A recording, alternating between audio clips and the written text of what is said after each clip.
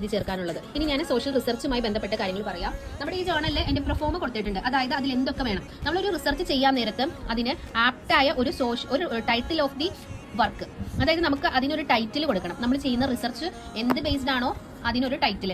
For example ആയിട്ട് പറയുകയാണെങ്കിൽ നമ്മൾ ഒരു ഡൊമസ്റ്റിക് വയലൻസിനെതിരെ ഒരു റിസർച്ച് ചെയ്യാമെന്ന് വിചാരിക്കാം. അപ്പോൾ ഈ ഡൊമസ്റ്റിക് വയലൻസിനെതിരെ നമ്മൾ റിസർച്ച് ചെയ്യുന്ന സമയത്ത് അതിന്റെ ടൈറ്റിൽ ഡൊമസ്റ്റിക് വയലൻസുമായി ബന്ധപ്പെട്ട ഒരു കാര്യമായിരിക്കണം.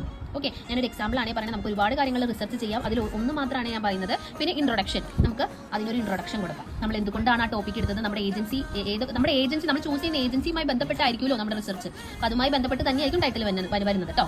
പിന്നെ അതിന് ഒരു ഇൻട്രൊഡക്ഷൻ കൊടുക്കുക. സ്റ്റേറ്റ്മെന്റ് ഓഫ് ദി പ്രോബ്ലം, നമ്മൾ ചൂസ് ചെയ്ത പ്രോബ്ലത്തിന്റെ ഒരു സ്റ്റേറ്റ്മെന്റ് റെഡിയാക്കുക. നീഡ് ഓഫ് ദി സ്റ്റഡി, എന്താണ് ഈ ഒരു സാധനം നമ്മൾ ചൂസ് ചെയ്യാൻ അല്ലെങ്കിൽ റിസർച്ച് ചെയ്യാനുള്ള കാരണം, അതിന്റെ നീഡ് നമ്മൾ വ്യക്തമായിട്ട് ഇവിടെ പറയണം. പിന്നെ നമ്മുടെ ഈ റിസർച്ച് നടത്തുന്നതിന്റെ മെയിൻ ലക്ഷ്യങ്ങൾ എന്താണെന്ന് നമ്മൾ പറയണം. മെത്തഡോളജി,